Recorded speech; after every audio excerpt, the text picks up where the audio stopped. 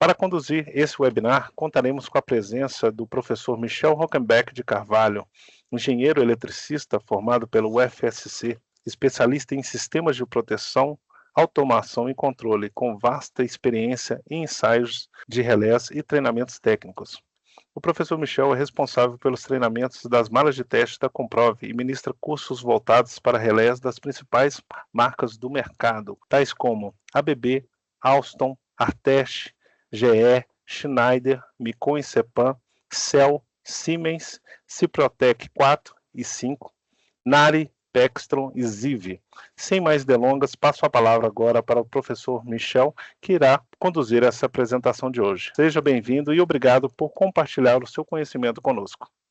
Muito bom dia a todos, sejam bem-vindos ao nosso webinar. O webinar ele vai ser composto de 3 partes principais. A primeira parte, a parte inicial, eu vou mostrar um institucional da Comprove.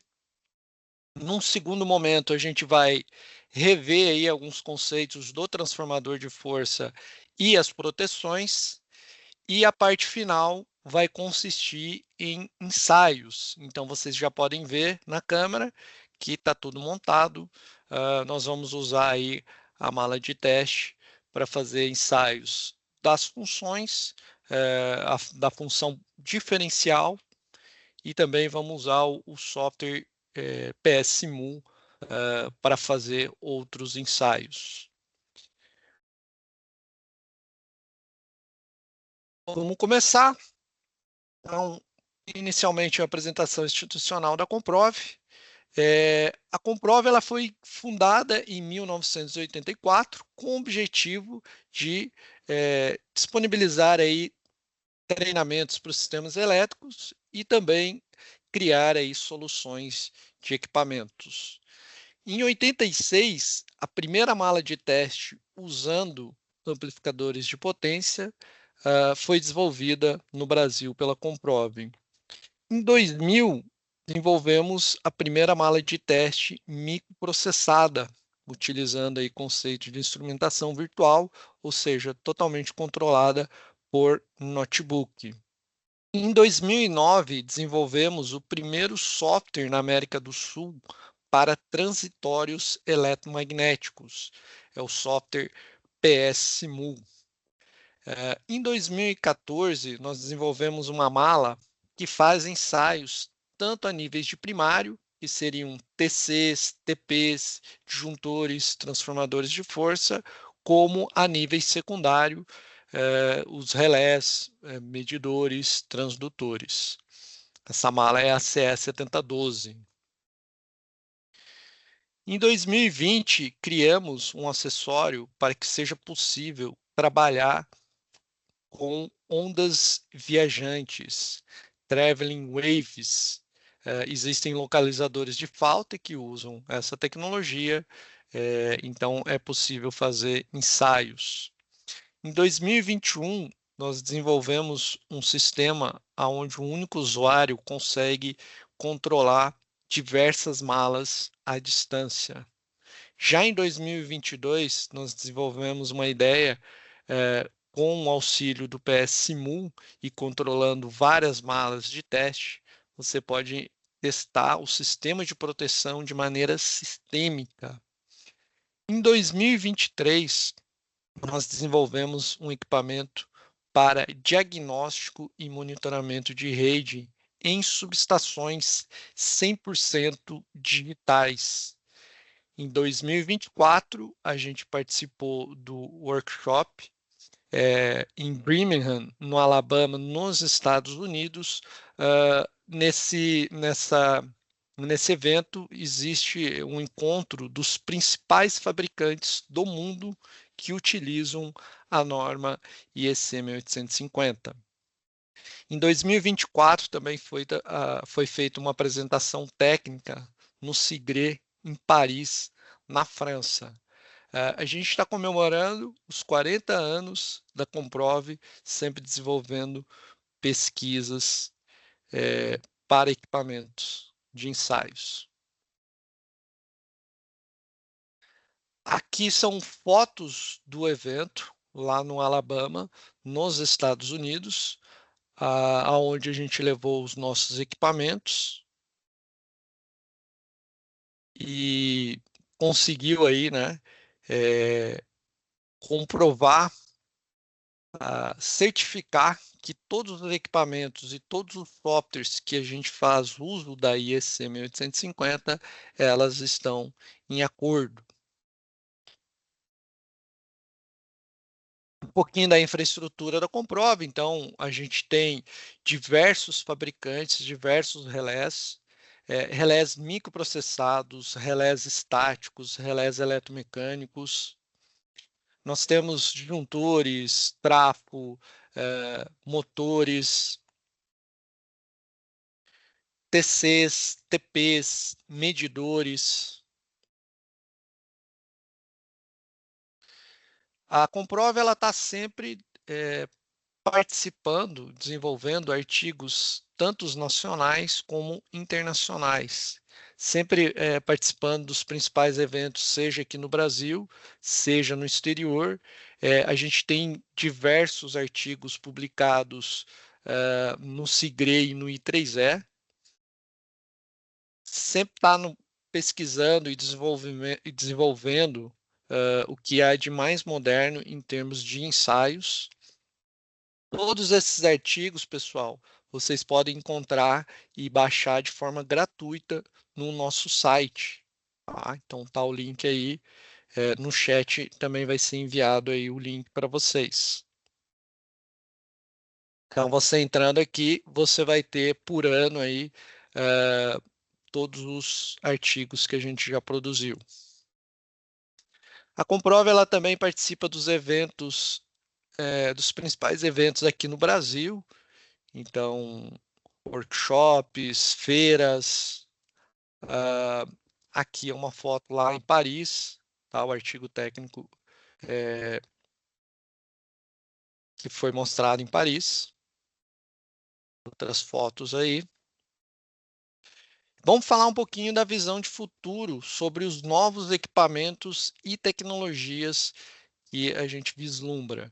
Então, existem os inversores, devido aí a cada vez mais o uso de geração fotovoltaica e eólica, a gente vai precisar dos inversores.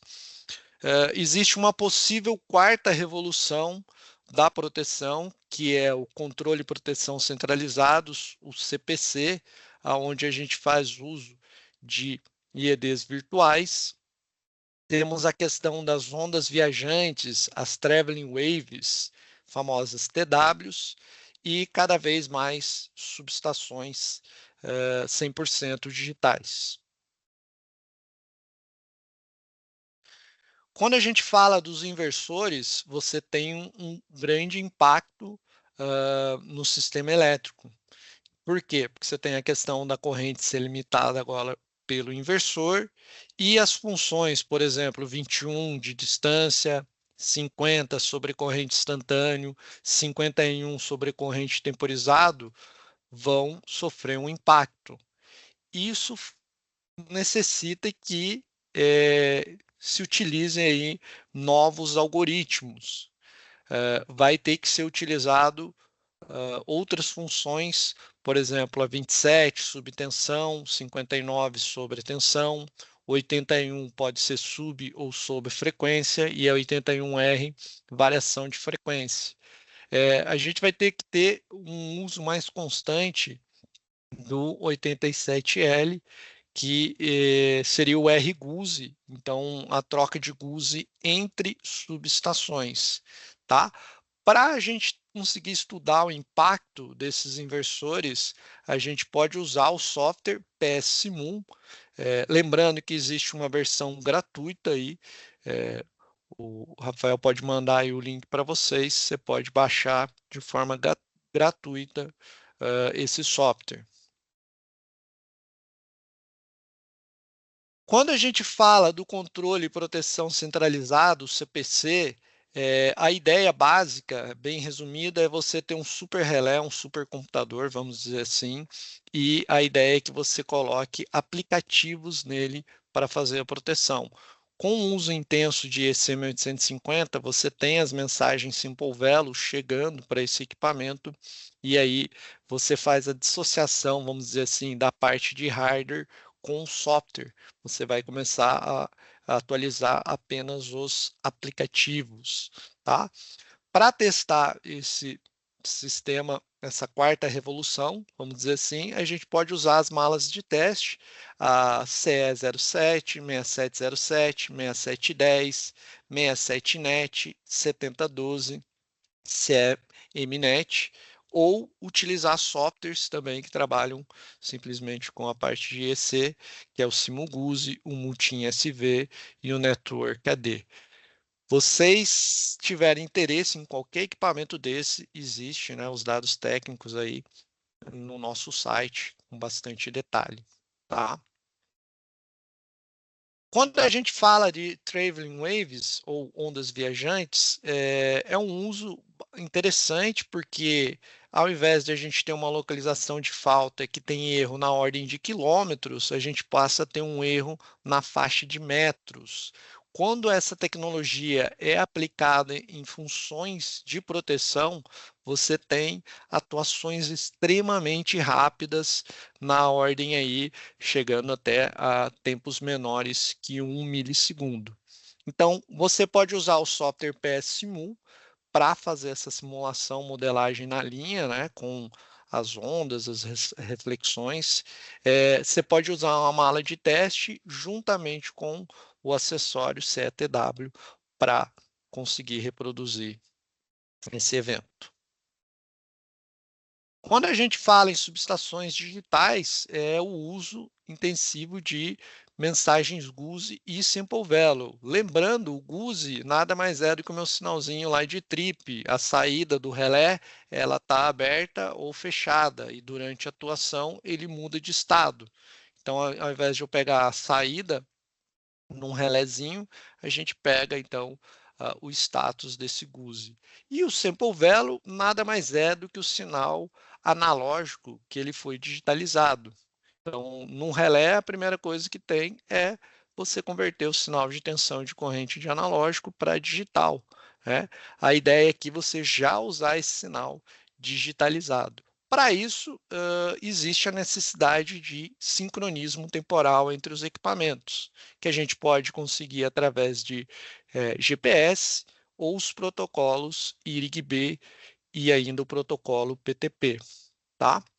Nas subestações digitais, o submódulo 2.11, requisitos mínimos para os sistemas de proteção, de registro de perturbações e de teleproteção, exige um monitoramento constante da rede.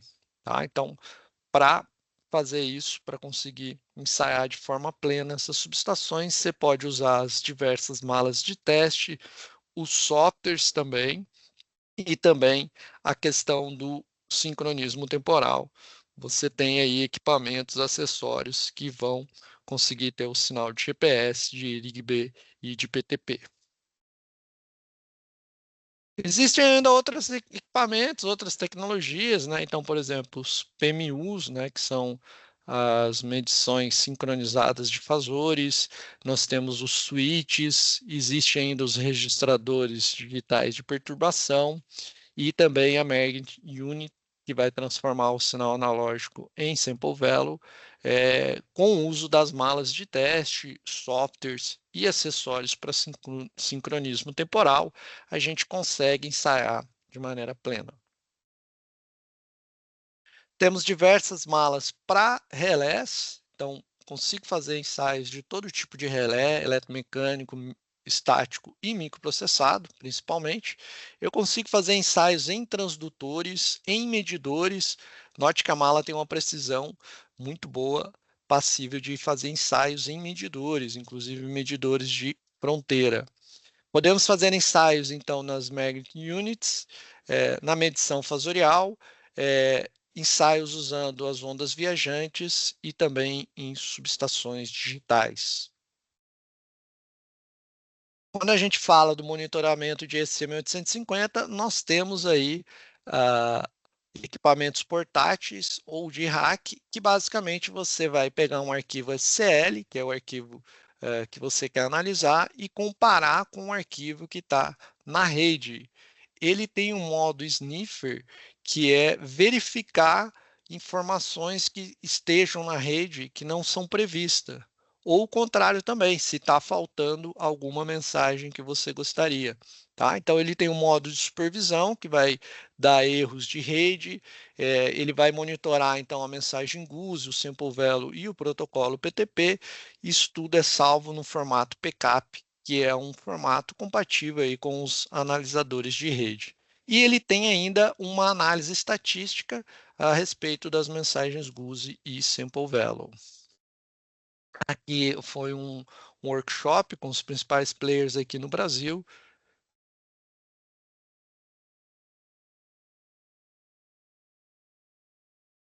Falar um pouquinho de curso e treinamento. Então, a Comprove tem cursos presenciais aqui na nossa sede, fica em Uberlândia, Minas Gerais, ou a gente faz também em company, na sua empresa.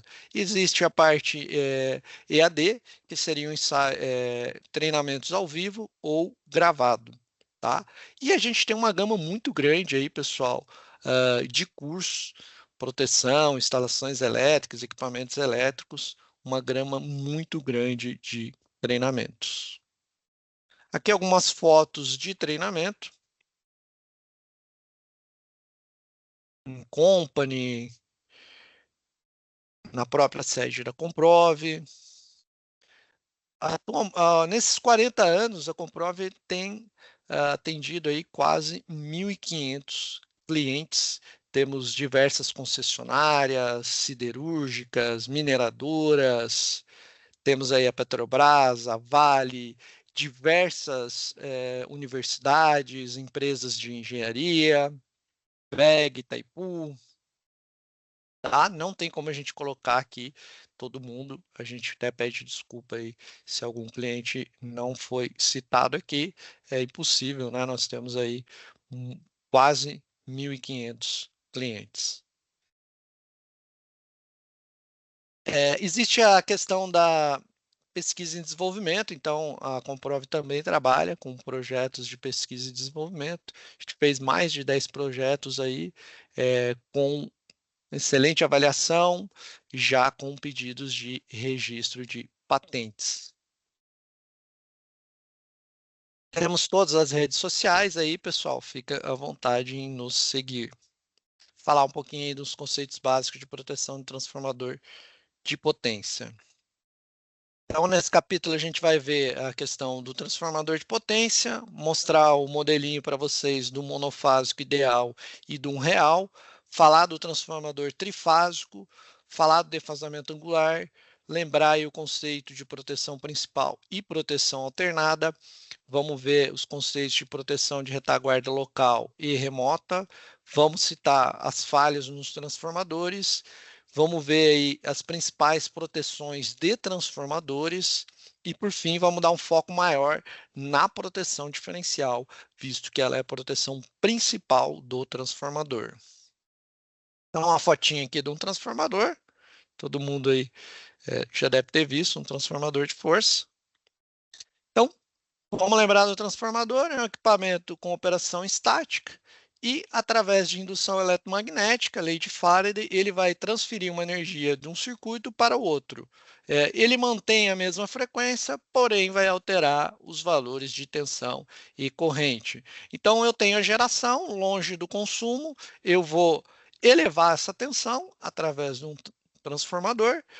Tensões elevadas na hora de transmitir essa energia reduzem as perdas e próximo às região de consumo, as cargas, eu reduzo novamente através de um transformador. Olha só o modelinho do transformador monofásico ideal. Você tem um circuito aqui com N espiras, um circuito 2 com N espiras e um núcleo ferromagnético. Então, quando a gente usa aí a lei de conservação de energia magnética, nós temos que a força magnetomotriz no lado 1 é igual ao lado 2. Desenvolvendo isso, nós temos que o número de espiras do lado 1 vezes a corrente do lado 1 é igual ao número de espiras do lado 2 vezes a corrente do lado 2. Quando eu faço N1 por N2 ou I2 por I1, nós temos a famosa relação de transformação do transformador. Quando a gente coloca aí o acoplamento magnético ideal, sem perdas, então a potência de um lado é igual à potência do outro lado, ou seja, V1 tensão do lado 1 vezes a corrente do lado 1 é igual à tensão do lado 2 vezes a corrente do lado 2. Com isso, a gente tem outra maneira de verificar a relação de transformação, que seria V1 por V2, ou através de I2 por I1, ou ainda N1 por N2. Todas essas são maneiras de identificar a relação de transformação. O ideal está aqui representado aqui, então você tem a representação do ideal. Contudo, na prática, o transformador real ele vai ter ainda uma resistência do lado 1, uma resistência do lado 2, que vão representar as perdas ativas nos enrolamentos. Nós temos duas reatâncias, X1 e X2, que vão representar as perdas reativas, tá? E além disso, nós temos ainda a modelagem do núcleo, onde a gente tem um RC1, que é a perda ativa aí das devidas correntes parasitas de Foucault, e além disso, nós temos o XM1, que representa a perda reativa no núcleo devido à corrente de magnetização. Falando do transformador trifásico, então você trabalha com 3 transformadores monofásicos.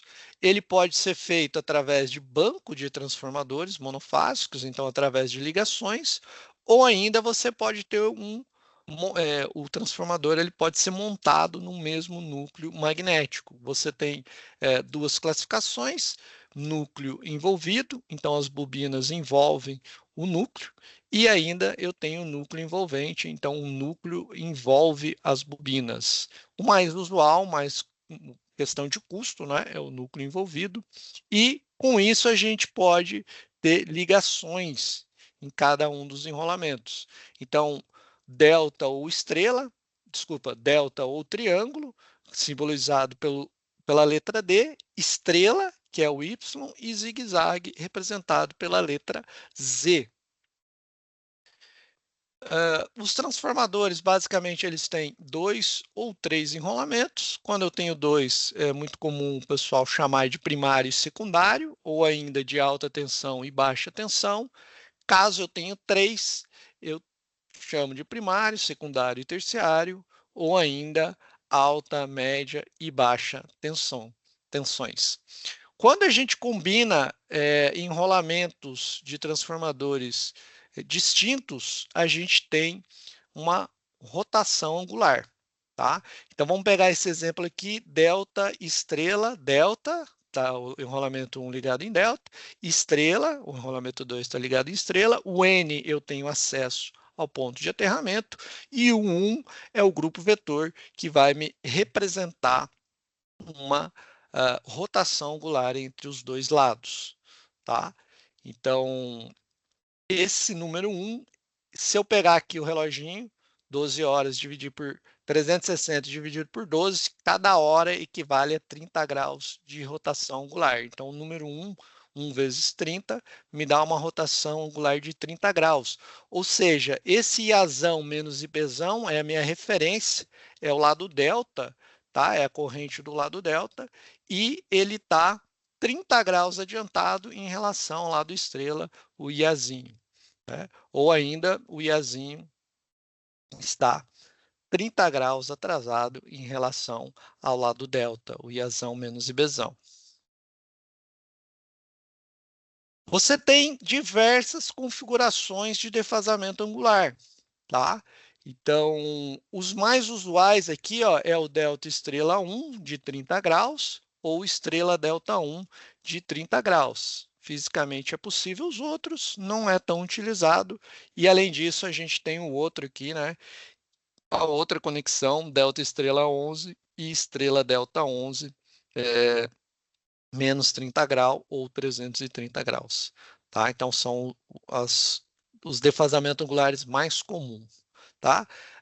Aqui, como como base, foi utilizado aí algumas normas, então eu usei aí 3EC 37.91 de 2008, a I3E C57.109 de 2018, a I3E C57.12.00 de 2015, a IEC 60255-187 e -1, e além disso, a BNT, a NBR 5356 de transformador de potência. Vamos falar um pouquinho de proteção principal e alternada. Então, tudo que tiver no SIM, Sistema Interligado Nacional, ele vai precisar ter proteções principais e alternada. Tá? A proteção principal é a função, ou diversas funções que vão atuar sem uma temporização intencional. Tá? É ele que vai identificar as principais falhas do equipamento protegido, tá? E serve como retaguarda para outros equipamentos que estejam próximos, tá? A proteção alternada, ela é uma réplica da proteção principal. Então, no diferencial, a proteção principal é a função 87, ela que vai identificar a maioria das falhas, tipicamente não vai ter uma temporização, tá? E existe ainda uma proteção, uma réplica, então um outro relé com a função 87, usando circuitos aí paralelos, né? Não o mesmo circuito para fazer isso, tá? E existe ainda a proteção de retaguarda local ou proteção de retaguarda remota. Então vamos dar um exemplo. 87 é a proteção principal, e aí eu tenho a função de sobrecorrente, que ela serve mais como uma proteção de retaguarda. Se ela tiver no mesmo relé, ela é uma retaguarda local. Caso ela esteja num relé adjacente, ela vai ser uma retaguarda remota. Tipos de falhas nos transformadores, então, tanto o enrolamento como o núcleo magnético está sujeito a uma série de forças aí durante o funcionamento. Então, você tem expansão e contração devido a ciclo térmico, problemas de vibração, o equipamento ele aquece devido ao fluxo magnético, você tem numa falta externa fluxo das correntes passantes, tá? Isso vai estressar, e quando você tem estresse através de sobrecarga ou resfriamento inadequado, o que acontece? Qualquer equipamento elétrico, a pior coisa que você pode fazer é esquentar ele demais, vai deteriorar, vai falhar o isolamento, e aí você pode ter consequências mais graves, curtos internos, né? A queima e o dano permanente no equipamento. Vamos falar um pouquinho das proteções, tá? Então, as principais proteções aqui começam aqui pela função 24, sobreexcitação ou volts por hertz. Nós temos a função 27, subtensão, a função 49, sobrecarga térmica ou imagem térmica, tá? Função 50, sobrecorrente instantâneo de fase. Funções 50G e 50N, basicamente, eles fazem a mesma coisa, já vou explicar para vocês a diferença, mas ele é o sobrecorrente instantâneo de neutro. Nós temos o 51, sobrecorrente temporizado de fase, 51G e 51N, sobrecorrente temporizado de neutro, 59G, sobretensão de sequência zero, a 64, REF, Restrict Earth Fault, que é a falta terra restrita, também representada pelo 87N. Existe a função 81, subfrequência e sobrefrequência. A principal aqui, nossa estrela, vai ser a 87, a função diferencial. Aqui tem ainda a restrição harmônica, que na realidade ela está dentro da função diferencial. Existem ainda as proteções intrínsecas do transformador. Quando você adquire ele já vem lá, o próprio fabricante disponibiliza a função 20, válvula de alívio de pressão, a função 23, então dispositivos de controle de temperatura, a função 26, proteção térmica, função 63, que é a presença de gás, o relés de Buchholz, e também o 71, detector de nível de óleo.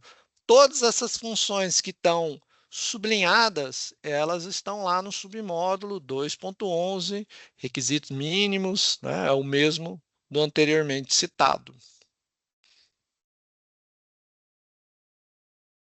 Vamos falar um pouquinho das funções, então vamos começar falando sobre sobreexcitação ou volts por hertz. A gente tem que lembrar que o fluxo magnético ele é proporcional à relação da tensão pela frequência. Quando essa relação está muito alta, você tem o surgimento de correntes de Foucault, correntes parasitas, e isso começa a aquecer o transformador. Quando você tem rejeição de carga, desconexão brusca de geradores, aí você tem uma alta relação da tensão pela frequência. E isso pode criar situações de sobreexcitação. Quando o transformador está sobreexcitado, ele vai ter ordens harmônicas, vai gerar corrente de ordens harmônicas, né? Principalmente de terceira e quinta ordem harmônica, tá? A ideia é que eu tenha uma curva inversa e também um tempo definido para fazer a proteção dessa, utilizando essa função. Então, se você for ver num gráfico aqui, ó, basicamente a relação de tensão pela frequência ele tem que aguentar 1.1 de forma contínua, tá? A partir do momento que essa relação ela começa a aumentar, então o próprio fabricante do transformador te dá uma curva de dano. Nós, na hora de fazer a proteção, vamos colocar, né, uma curva inversa e chegou num dado valor ali, a gente pode colocar um elemento de tempo fixo. Fixed, subtensão, então vai detectar aí perdas de alimentação, tá? Então, imagine que você tenha outros equipamentos ali ligados ao transformador, uma subtensão nele indica falhas, provavelmente, né, em outros pontos, então serve como uma proteção de retaguarda, tá? Além disso, se o transformador está com uma tensão mais baixa, ele vai ter que ter uma corrente mais alta para manter a potência, tá? Então, corrente mais elevada vai aquecer aí o equipamento e prejudicá-lo. Também serve aí para supervisão de geradores conectados já, né? Então fica como um backup do gerador também, se ele está com subtensão. A gente vai tipicamente colocar uma temporização intencional, visto que existem transitórios na redes que podem acarretar em subtensão. Então a gente coloca uma temporização ali mínima para ele operar. Existe a função 49, sobrecarga térmica, que ele vai monitorar a temperatura dos enrolamentos ou do óleo do transformador, tá? Quando você tem aquecimento, começa a danificar a isolação e isso aí pode reduzir a vida útil dos transformadores, tá? Podemos usar os sensores como RTDs ou ainda termopares ou ainda através de imagem térmica, medindo os valores de corrente. Existe uma fórmula aí que você pode inferir o valor da temperatura, tá? Basicamente, você tem dois estágios.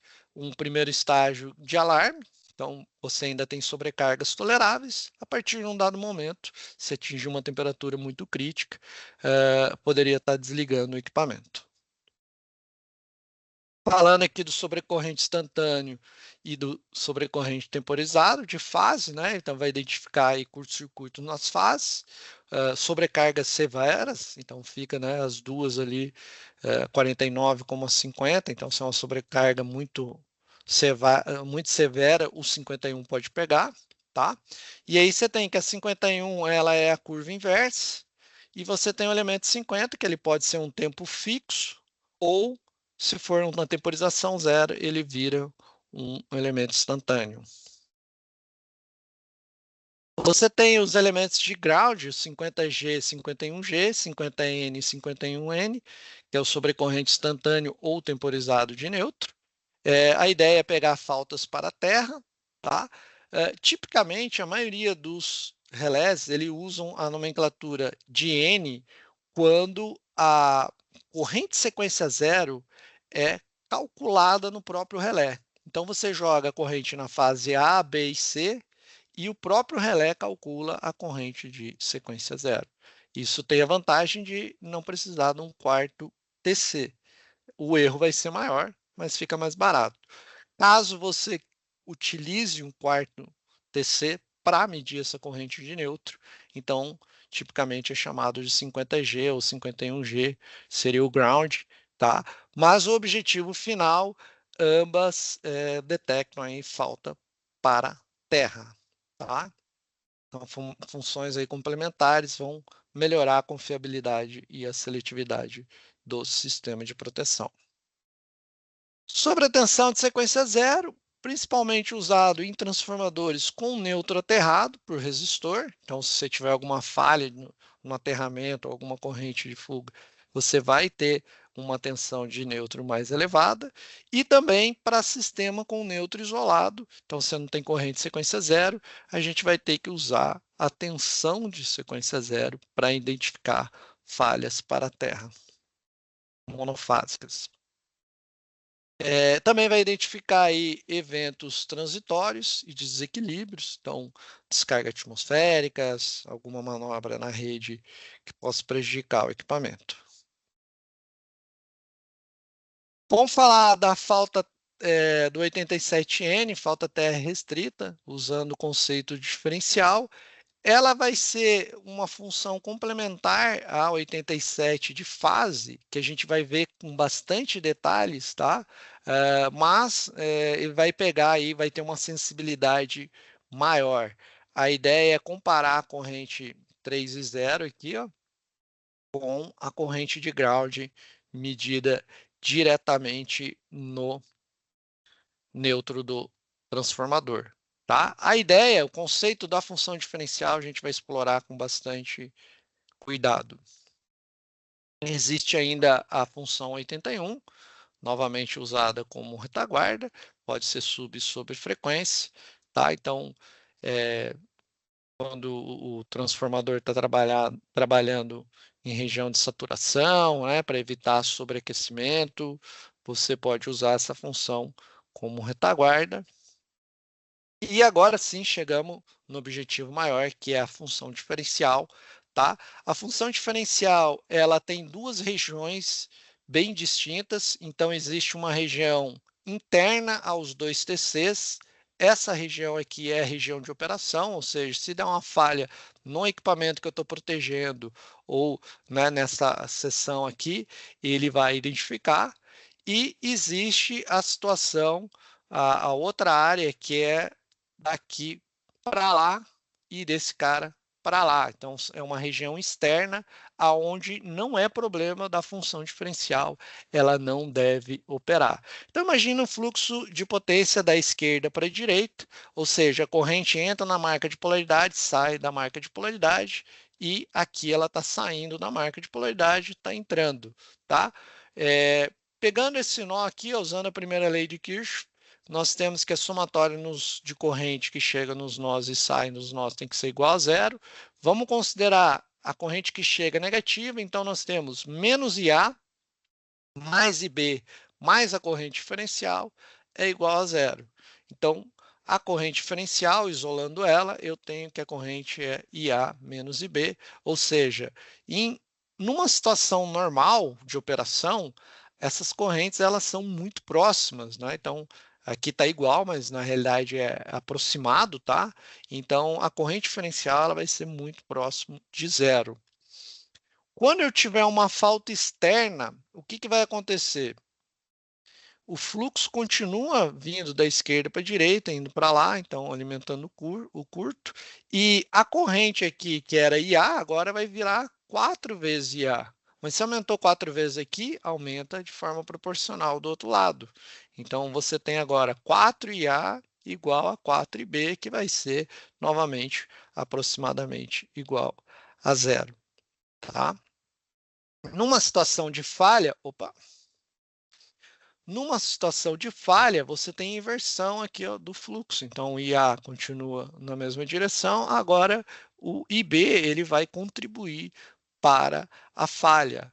Então, fazendo novamente aquela conta, nós vamos ter que a corrente diferencial agora ela é IA mais IB. Ou seja, você tem uma diferença agora, e se essa corrente for suficientemente grande, maior que um valor de picape mínimo, nós vamos ter a atuação da função. Só que fazer a diferença, né? O nome diferencial vem da diferença, corrente de um lado menos a corrente do outro. Só isso é muito simples e acarreta numa série de atuações, pode levar algumas atuações indevidas. Então, nós temos que ver que tem uma série de fatores que impactam nessa função diferencial. Que seriam erro dos TCs, então note que os TCs de proteção têm 10%, tá?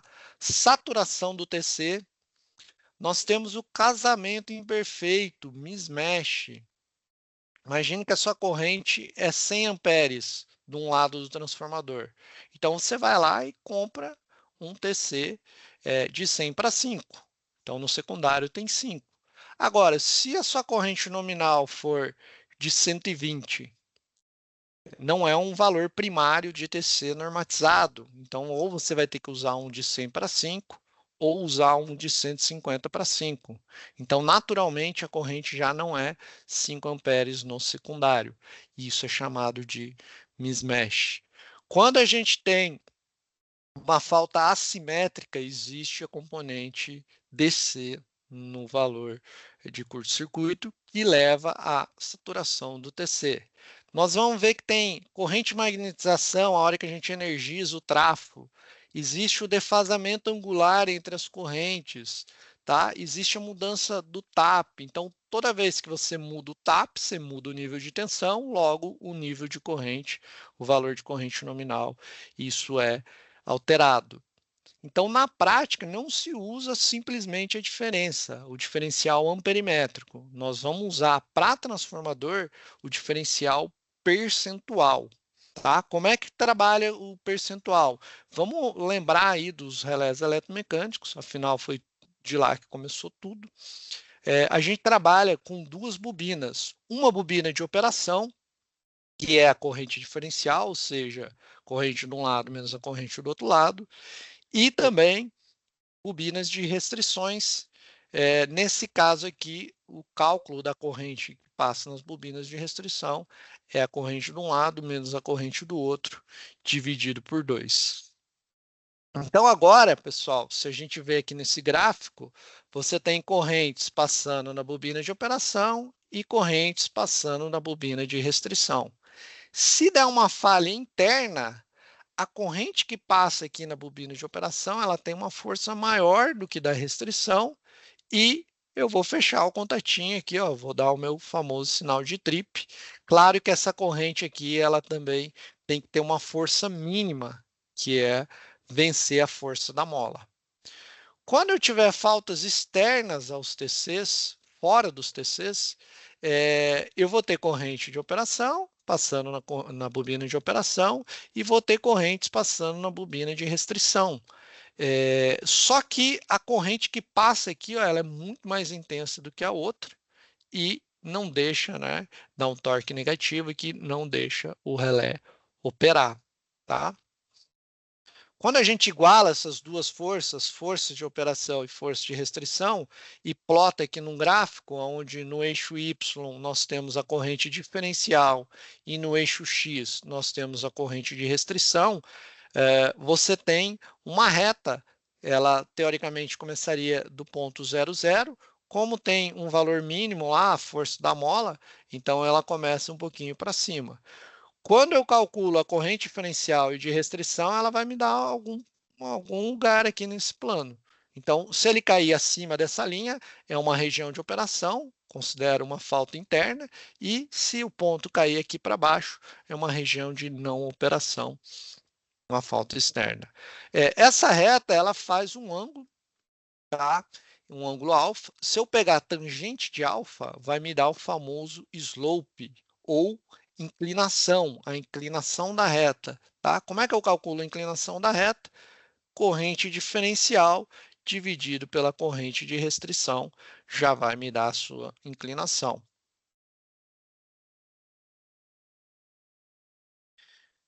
Quando a gente parte para relé numérico, você tem uma gama muito grande de filosofias, tá? A primeira diferença é que a evolução do microprocessado permite que você utilize duas inclinações distintas, tá? Ao contrário do relé eletromecânico, que tinha só uma. A corrente diferencial é sempre uma menos a outra, independente do fabricante. Agora, a corrente de restrição, ela depende do modelo e do fabricante. Então, você tem, por exemplo, soma vetorial das duas correntes dividido por 2, soma dos módulos dividido por 2, soma das correntes, a maior corrente entre as duas. Existe outros relés aqui, ó, menor corrente entre as duas. E, além disso, nós temos outros ajustes, principalmente esse ponto de joelho, knee point, que é a transição do slope 1 para o slope 2. Tá? Então, dependendo do fabricante, você tem uma curva diferente, tá? Com outros nomes também, não necessariamente ele pega ponto de joelho, ele pode pegar o prolongamento. Tá? Então, cada fabricante faz de um jeito. Tem que tomar muito cuidado na hora de substituir um relé diferencial. Vou pegar o mesmo ajuste e pôr um outro fabricante. Cuidado, tá? Ele às vezes trabalha com filosofias distintas, não é a mesma coisa. Você consegue transpor esse ajuste aí de um fabricante para outro, mas tem que tomar um certo cuidado. Todos esses problemas da função diferencial, nós temos que corrigir ele, né, ou mitigar de alguma maneira. Então, quando existia um relé eletromecânico, usando o relé eletromecânico, melhor dizendo, eu fazia a compensação dos ângulos através das ligações dos TCs. Então, pegando aqui o lado delta do meu transformador, eu ligo os TCs em estrela, ou seja, eu não altero nada a ligação das correntes. Já no lado estrela, eu pego e faço uma ligação em delta desses TCs, de tal maneira a corrigir o defasamento angular. Ou seja, fasorialmente, ó, o Iazão e Bzão era o delta e o Iazinho era o estrela. Só que agora, através das ligações, o que chega no relé é as correntes sem defasamento angular. Tá? Se a gente for ver a função, a corrente diferencial, ela é uma soma fasorial. Tá? Só que existe 180 graus defasado entre elas. Então, por isso que eu falo que a corrente diferencial é corrente de um lado menos a outra. Para que eu possa fazer esse cálculo, eu preciso tirar esse defasamento angular entre elas. Tá? Se eu fazer uma soma vetorial aqui, ó, com 30 graus, já vai me dar uma diferença. Tá? Então, eu preciso corrigir isso. Quando a gente fala em relé numérico, ligar em delta é mais chatinho, porque você tem o delta B e o delta C, dependendo como você faz o fechamento. Tá? Então, modernamente, hoje, com relés numéricos, você liga os TCs dos dois lados em estrela e joga essas correntes para o relé numérico. Lá dentro do relé numérico, eu vou informar como tá as conexões, vou falar para ele, de alguma maneira, para ele corrigir essas correntes. Então, internamente, o relé corrige essas correntes com o uso de matrizes, tá? Com isso, a gente tem uma gama muito grande aí. Para cada defasamento angular que você tiver, existe uma maneira de compensar, tá? Aqui quero chamar a atenção, ó, do defasamento angular zero, que é a matriz identidade, ele não muda nada no ângulo, não faz nada, e existe o defasamento angular 12. Então, esse defasamento angular 12, para que serve? Vamos olhar aqui. Quando você tem uma falta fase terra do lado estrela, ela equivale a uma falta bifásica. Resumindo a história, se você tem sequência zero desse lado, não tem sequência zero do outro lado. E aí eu faço uma corrente menos a outra, vai dar essa corrente sequência zero, pode fazer com que o relé atue de forma indevida. Tá? Aqui está provando, então, um algebrismo aqui só para provar que do lado delta nós não temos a corrente de sequência zero. Então, de alguma maneira, o relé tem que compensar isso, tá? Quando ele compensa, fazendo mais uma continha aqui, a gente chega naquela matriz 12. Então, tem que tomar muito cuidado, cada relé é um caso, tá? Tem relé que você tem que marcar lá, você quer compensar a sequência zero, sim ou não? Então, se você se equivocar, pode acontecer atuações indevidas. Outros já fazem essa correção sem você ter controle. Então, cada relé, cada fabricante trabalha de um jeito. Como é que a gente corrige nos relés eletromecânicos os problemas? Então, quando eu tenho mismatch, que é aquela situação que a corrente primária é 120 para 120 nominal, e aí eu uso um TC de 100 para 5, ou seja, a nominal já vai estar 6 amperes, eu comprar um TC de 120 para 5 sob medida é muito caro. O que eu posso fazer? Eu posso usar um TCzinho de 6 para 5, muito mais barato, né? E aí eu consigo ter 5 de um lado e 5 do outro. Então, você usa TCs auxiliares. O defasamento angular, a gente já viu que através das ligações do TC, a gente faz a compensação física do defasamento angular. As harmônicas, os relés eletromecânicos já tinham filtros que identificavam a situação de harmônicas e bloqueava a torção do relé. A gente já vai ver para frente mais sobre isso. No relé numérico, é muito tranquilo, ele tem dois jeitos básicos de corrigir os mismatch. Então, se a corrente nominal está dando 5 de um lado e 6 do outro, quando ele faz TAP calculado, ele pega lado 1 deu 5, então eu divido por 5. Lado 6, lado 2 deu 6, eu divido por 6. De tal maneira que fica um P1 e um PU. Outra maneira, chamada de mismatch, é fixar uma corrente. Então, imagine que o enrolamento 1 é 5 amperes e o enrolamento 2, 6 amperes. Então, eu fixo 5 amperes no enrolamento 1 e o outro lado eu multiplico por 5 sextos, de tal maneira que eu tenho, chegando lá dentro do relé, 5 amperes de um lado e 5 amperes do outro. Para fazer o defasamento angular, a gente usa matrizes de compensação. Então, internamente, o relé multiplica ali e faz as compensações. Para a harmônica, existe a transformada de Fourier, discreta, que vai conseguir identificar as ordens harmônicas e, caso seja necessário, fazer o bloqueio.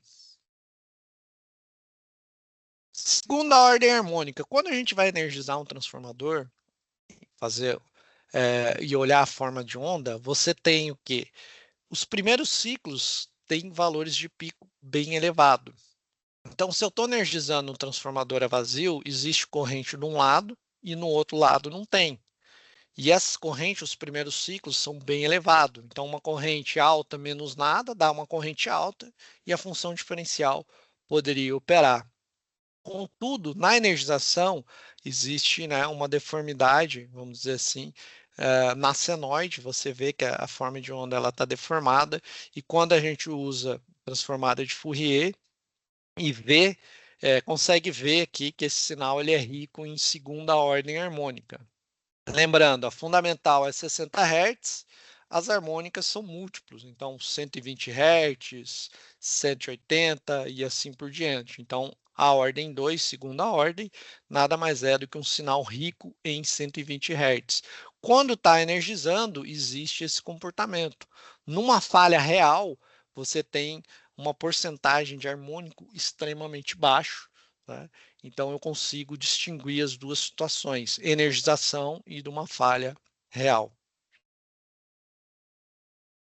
A quinta ordem harmônica é aquela questão da sobreexcitação. Então, existe lá a função 24, que fica cuidando da relação da tensão pela frequência, que a gente viu anteriormente, só que existe um impacto na corrente. Então, você tem aí terceira e quinta ordens harmônicas. A terceira, normalmente, ela é mais significativa. Contudo, a maioria dos transformadores, se tiver um lado, como tem um lado em delta, você não tem acesso à terceira harmônica, então a gente acaba usando aí quinta ordem harmônica. E aí a gente vê aqui, ó, que a senoide ela está deformada novamente. Chegamos no relé que a gente vai ensaiar, então vou falar um pouquinho aqui do Siemens 7UT86, ele é o Ciprotec 5 já, tá? Como é que ele trabalha nos ajustes? Então você tem aí 6 ajustes, que você tem um primeiro ajuste aqui ó, chamado de threshold, o slope 1, o slope 2, existe aqui ó, o ponto de joelho que ele chama de intersection 1, existe um outro ponto de joelho aqui que é o intersection 2, e ele tem um recurso bacana para detectar saturação de TCs, tá? Então você tem um ajuste 4 aqui, ó, que é o AD-on Stabilization, Threshold AD-on Stabilization. Para a gente ter uma noção desses valores, então o número 1 ali, ó, é a corrente diferencial mínima, tá? Lembrando que acima dessa linha aqui, região de operação, abaixo não opera. No eixo Y, a corrente diferencial, e no eixo X, a corrente de restrição. Para a gente ter noção de valores, o valor mínimo, né, para o relé operar, então tem que levar em consideração os erros de TCs, tipicamente 4% para corrente baixa. Claro que quando a corrente fica mais alta, vira 10%. Você tem erro devido à corrente de excitação, erro inerente da proteção, então, e ainda dos TAPs. Então, somando todos esses erros aí, ó, nesse exemplo aqui está dando 0,22. Então, um ajuste muito utilizado e está mais ou menos nessa faixa entre 0,2 a 0,3 PU, tá? É só para vocês terem uma noção de valores, claro que pode ser um outro valor totalmente diferente, cada caso tem suas particularidades. Então, lembrando, ó, o ajuste que eu falei é esse ajuste mínimo aqui, né, para o relé operar. Vamos ver o slope 1. O slope 1 é a inclinação ali para pegar falhas na região de carga, né? Quando o transformador está trabalhando normal, dá uma falha interna, ele vai identificar. Que eu tenho que considerar os erros dos TCs, então 10%. Você tem dos comutador de TAP também, 10%. Existe o erro de mismatch, 5%. Então, nesse exemplo aqui, somando tudo, me dá 25%. Então, o valor típico aí do slope 1, 25 a 30%. Então, lembrando o que é o slope 1? O slope 1 é essa reta aqui, ó, essa primeira reta aqui inclinada. Tá? Próximo, nós temos aí o intersection 1, ponto de joelho. Tá? Isso aí a gente tem que fazer alguns estudos mais avançados e ver o impacto da saturação da corrente DC na saturação dos TCs. Então, basicamente, valor típicos aí entre 1,2 e 1,5, tá? E ainda temos o slope 2, que ele é mais restrito, né, para evitar que durante uma saturação o relé opere de forma indevida, e valores típicos são acima de, próximo de 50% ou um pouco a mais. Tá? Então, lembrando o que é o intersection 1, é esse cara aqui, e o slope 2 é o número 6. Tá? Faltou, então, o segundo, o intersection 2, ele é o knee point, né, para o segundo slope, e aí a gente vai ter que considerar um nível de saturação AC de TCs. Tá? Então, eu levo isso em conta. Um valor típico entre 3 a 3,5. E, além disso, existe o Threshold ADO Stabilization. O fabricante recomenda aí entre 2 a 3. Tá? Então, o 5 é esse ponto de joelho aqui ó, entre o slope 1 e slope 2, e o 4 aqui é aquela região onde ele vai identificar essa falha externa. Como é que funciona isso? Então, o TC ele pode saturar basicamente de duas maneiras, através de corrente AC extremamente alta, tá? Então, é saturação AC. E quando você tem nível DC na corrente, ele também pode levar à saturação.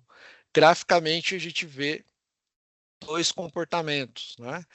Você tem aqui, para altas correntes, você tem esse comportamento, e para baixas correntes esse comportamento aqui, tá? Então, como ele sobe aqui, ó, acima da linha, se não existir nenhum tipo de bloqueio, nada, o relé pode atuar de forma indevida, tá? Isso aqui é um recurso bem específico desse relé.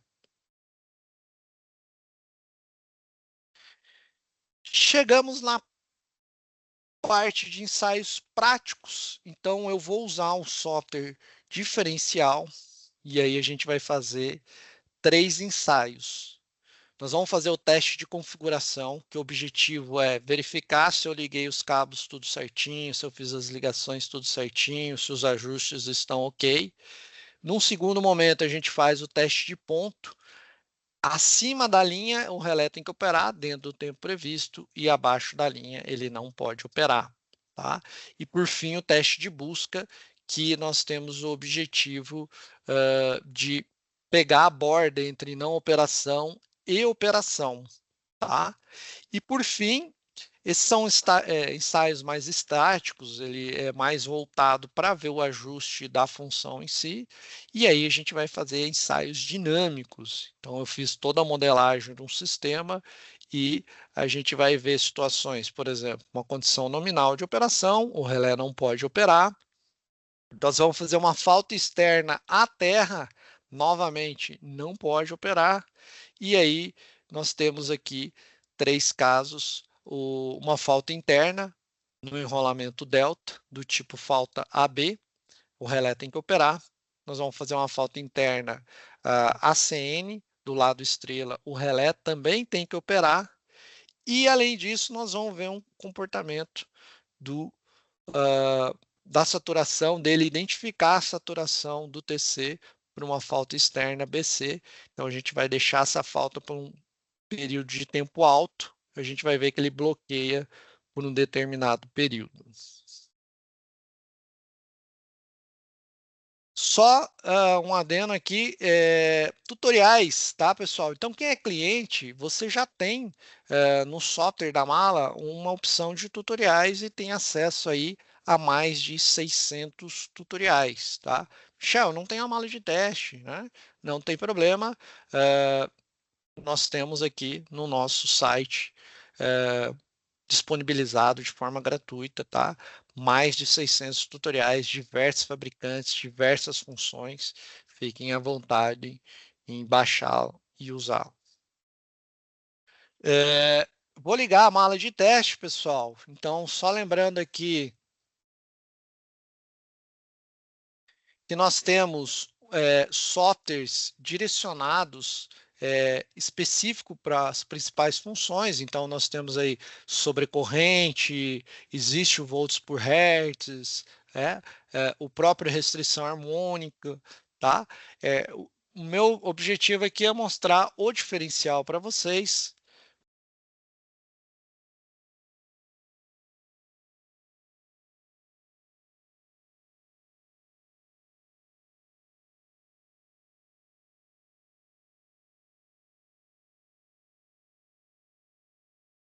Maravilha, agora sim ficou online, tá? Aqui nós temos o software diferencial. Você tem toda uma primeira tela aqui que você pode falar a respeito do teste que você está fazendo, qual é o local, quem é o responsável. E nós temos aqui, então, os ajustes, tá? Esses ajustes aqui, ó, a gente tem que buscar lá no relé. Então, se a gente olhar aqui no relé, vamos dar uma olhadinha nesses ajustes.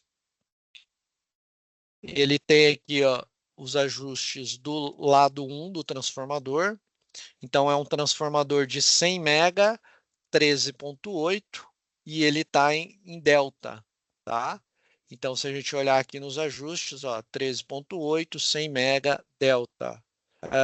O lado 2, o enrolamento 2, ele tá aqui os ajustes.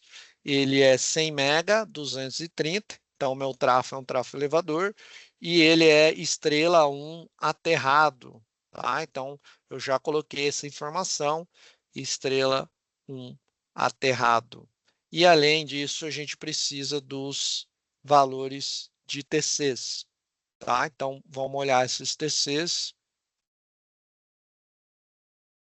Os TC, você pode ver que o primeiro TC ele tem uma relação de 4.000 para 5 e o segundo TC ele tem uma relação de 250 para 5, tá?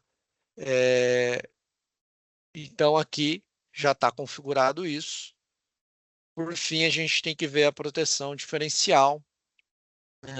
Nós temos aqui o ajuste diferencial e o instantâneo, que equivalem a os seguintes ajustes aqui. Vou mostrar para vocês no relé.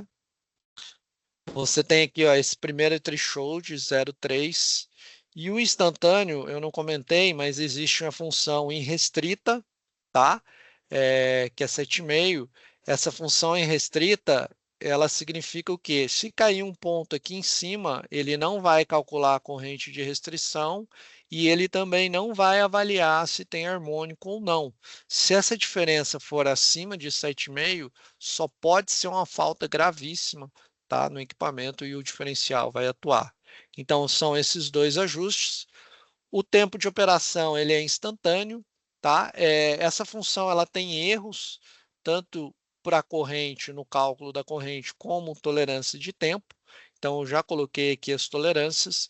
E, por fim, nós temos a definição do slope. O slope 1 e o slope 2, intersection 1 e intersection 2. Aqui é interessante notar que existem diversas máscaras. Então, os principais relés estão aqui já listados. E à medida que vão ser feito o outro, a gente vai colocando. Então, quando eu coloco esse cara aqui, ó, ele já sabe que a corrente de restrição é a maior entre as duas correntes e o mismatch lá, ele usa o TAP calculado para corrigir.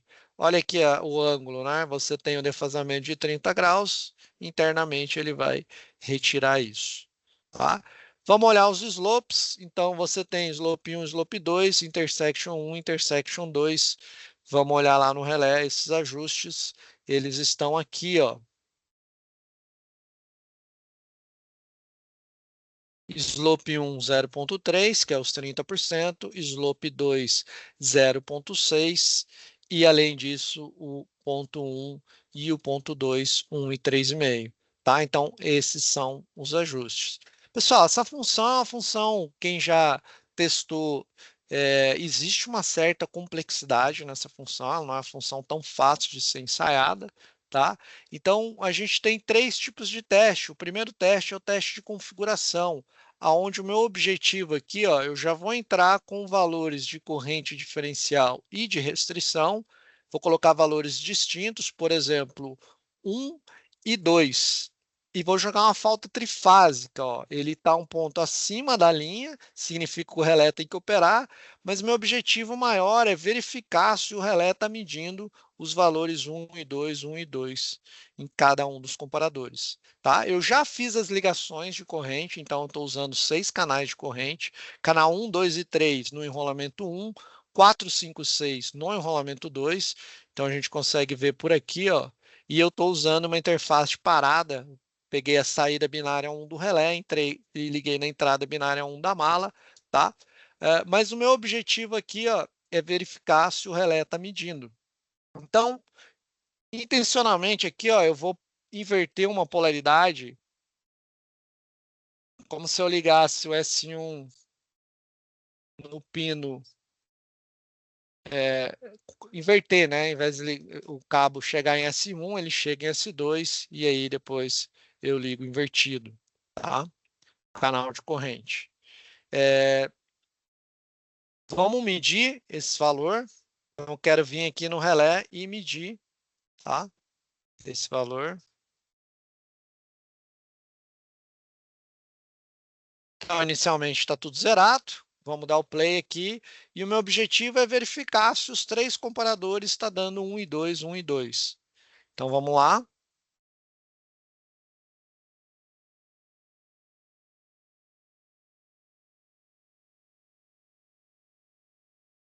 Beleza? Aqui eu tenho a tela, ó.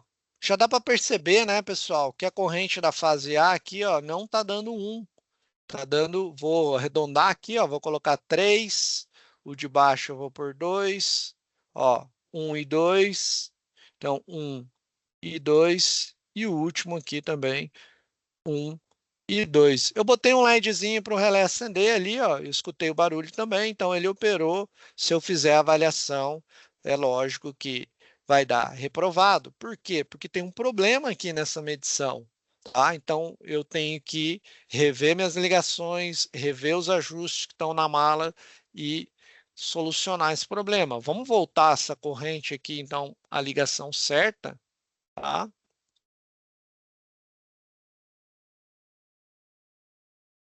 Vamos fazer um novo ponto igual, exatamente igual, ó. Eu vou dar o play e se a gente for lá ver, agora sim, né?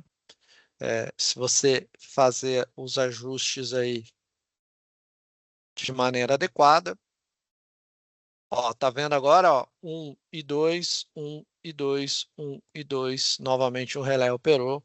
Então posso colocar aqui, ó, 1 e 2, 1 e 2 e 1 e 2, e ele operou, tá? Então, isso aí vai me ajudar bastante agora no sucesso dos próximos testes. Então, vamos vir para o teste de ponto. O teste de ponto é o seguinte: eu posso jogar um ponto acima dessa linha, o relé tem que operar, e eu jogo pontos abaixo da linha, o relé não pode operar, tá? Essa região, a linha azul escura é o valor teórico. A região azul clarinha é a tolerância. Então, eu não devo jogar pontos na região de tolerância, porque eu não sei se o relé vai operar ou não. Então, os melhores lugares para a gente injetar é ligeiramente acima e ligeiramente abaixo da região de tolerância. Vou pedir para o software já fazer uma sequência de pontos aqui, para a gente ganhar tempo, e ele vai jogar, ó, um ponto acima, um ponto abaixo, um ponto acima, um ponto abaixo. Ó. Então, se eu der um zoom, ó, dá para ver que ele está ligeiramente acima e ligeiramente abaixo. Quando a gente dá o play, qual que é o objetivo do ensaio? Ele verificar na região de operação se ele está operando com o tempo previsto. E também verificar se ele não está operando. Então, toma muito cuidado em fazer ensaios muito simples. Ah, vou ver se o relé está operando. Pô, ele opera para tudo que você jogar. Então, é importante também testar na região de não operação. Ah, será que ele não está operando? O diferencial é muito fácil de ele operar. Qualquer errinho, qualquer coisinha vai fazer ele operar. Tá? Então, olha só os resultados aqui, ó. O primeiro ponto, ele está numa região de não operação. Operou? Não. Então, não tem tempo nenhum. Segundo ponto, é a região de operação. Operou, sim. Tempo teórico é zero. Na prática, o relé tem um processamento, tá? Ele tem que rodar o algoritmo, ele tem que fechar o contatinho. Então, nós temos um tempinho aí bem baixinho. Note que é extremamente rápido. Tá? Então, os pontos acima operaram dentro do tempo previsto, beleza, e os pontos abaixo não operaram, beleza também. E o teste complementar é o quê? Agora eu quero ver o ajuste da função em si. Então, agora eu quero ver o momento que o relé começa a operar. Eu vou jogar pontos abaixo aqui, ó, da região de operação e vou aumentando até ver o momento de operação. Eu vou criar linhas, tá? Vou colocar aqui 4 linhas. Ó. Então, o que ele vai fazer? Ele joga um valor abaixo aqui da região de operação, vai aumentando a corrente diferencial até pegar a borda, né? Então, agora, obrigatoriamente, ele tem que encontrar dentro dessa região de tolerância. A região de tolerância é a transição de não operação para operação. Então, quando eu fixo uma reta, ele vai passar pelo um valor de corrente diferencial teórica, tá? Então, ele vai buscar agora, né, e comparar com o valor teórico.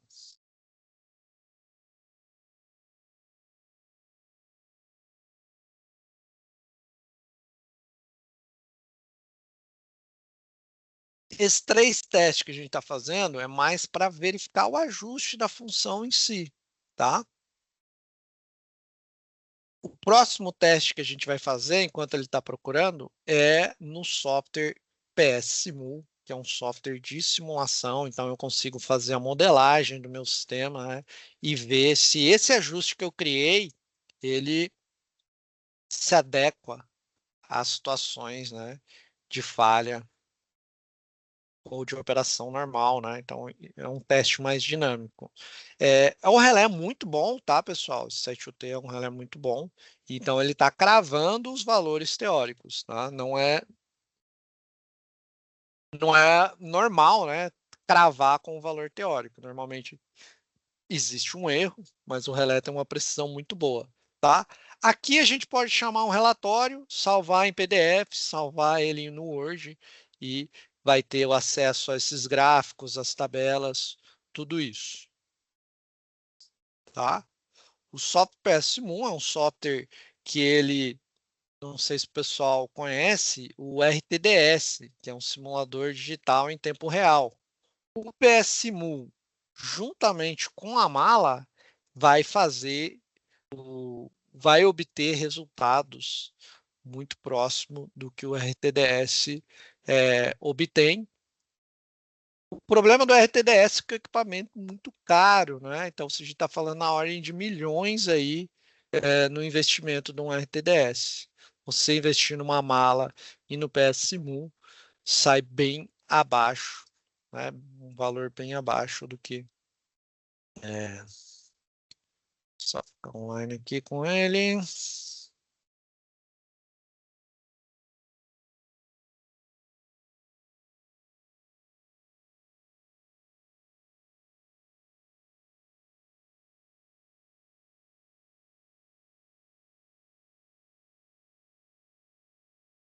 Já está aqui, pessoal, do ladinho aqui, ó, simulado os casos que eu comentei.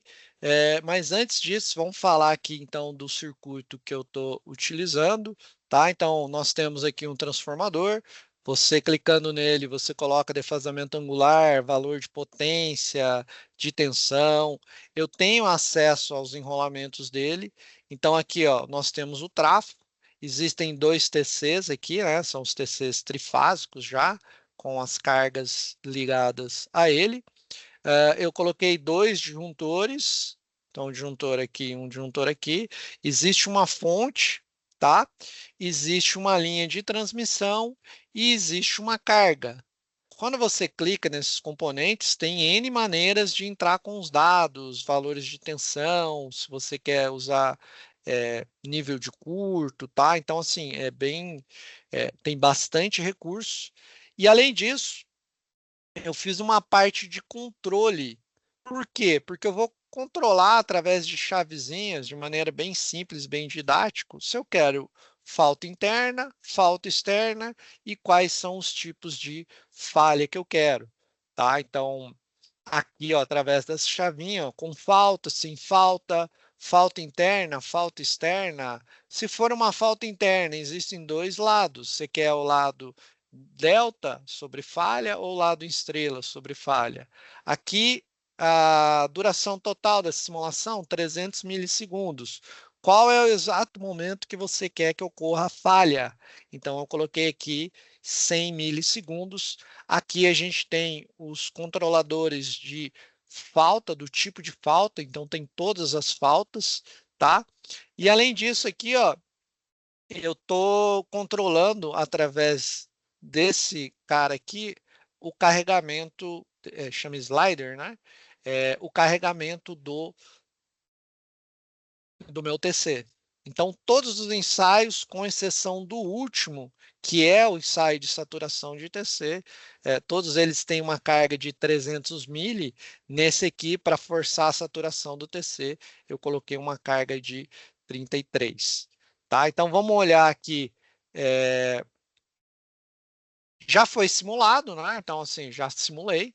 Não preciso da mala de teste, só simulei, tá? E aí nós temos a primeira condição aqui, ó.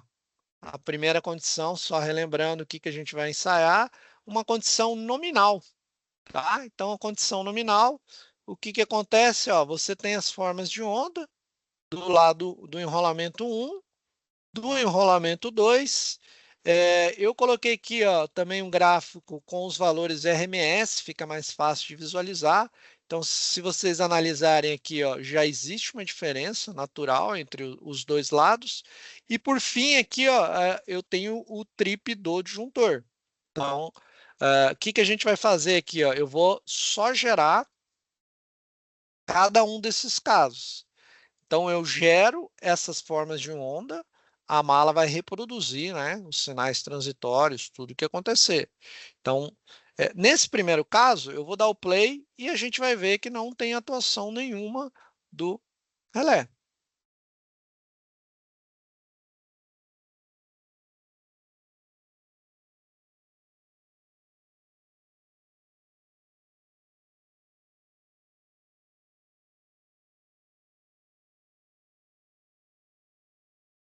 Maravilha, né? Meio que sem graça, né? Mas estou provando que numa situação nominal não ocorre operação. Vamos para um segundo caso agora, que é uma falta externa à terra. Então, note aqui, ó, que o enrolamento 2 aqui, ó, você tem uma falta para a terra, ó. Olha a corrente da fase A, ó, ficando bem alta, né? E numa falta externa à terra, não pode atuar também. Tá? Então, vou mandar gerar. Aqui a gente pode ver também as formas de onda, né, de corrente no... Ó, note que uma falta à terra no lado estrela, né, tá do lado estrela, o lado 2 é estrela, ele reflete com uma falta bifásica no lado delta, né. Mas vamos lá, vamos mandar. Vou gerar e vamos ver que não tem a atuação dessa desse tipo de falta, não vai atuar a proteção. E não atuou. Ah, mas sem graça. Então vamos ver agora uma atuação. Ó. Agora existe uma falta interna do lado delta e é uma falta AB. Tá? Então ele vai fazer um processo iterativo e vai mostrar aí a forma de onda para nós. Ele vai gerar uma primeira vez, ver quando ele bate, gera novamente, né? E vai, é, vai reproduzir aqui uma situação como se fosse uma oscilografia para a gente visualizar, né? Então, olha só que legal. Aqui, né? Antes de 100 milha não tem falta nenhuma. E no momento que dá a falha, ó, as formas de onda subiram ali, ó, em pouquíssimos tempos, né? A gente viu lá que na ordem de 25 a 30 milissegundos, o relé atua, mandou o disjuntor abrir e aí vai zerar toda a corrente, tá? Isso é uma falta interna do lado delta AB. Vamos fazer agora uma outra falta do lado estrela agora, só que interna, do tipo AC para a Terra.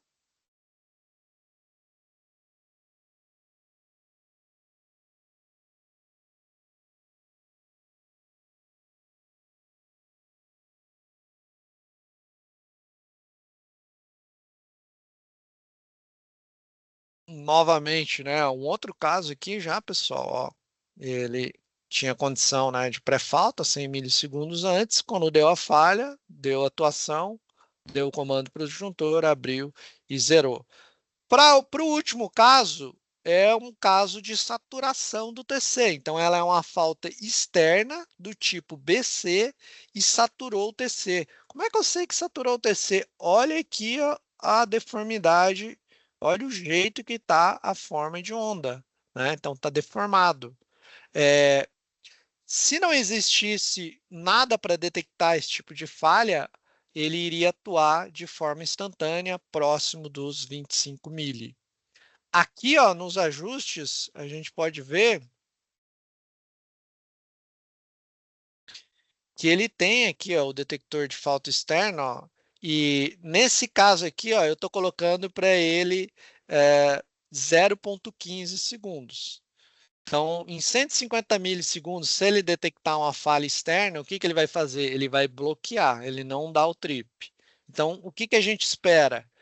Como eu vou jogar uma falha por 300 milissegundos, ela começa a partir de 100 e vai estourar, vai ficar com mais de 150 milissegundos essa falha ativa, nós vamos ver que ele vai atuar somente depois dos 150 milissegundos. Então, vamos mandar gerar.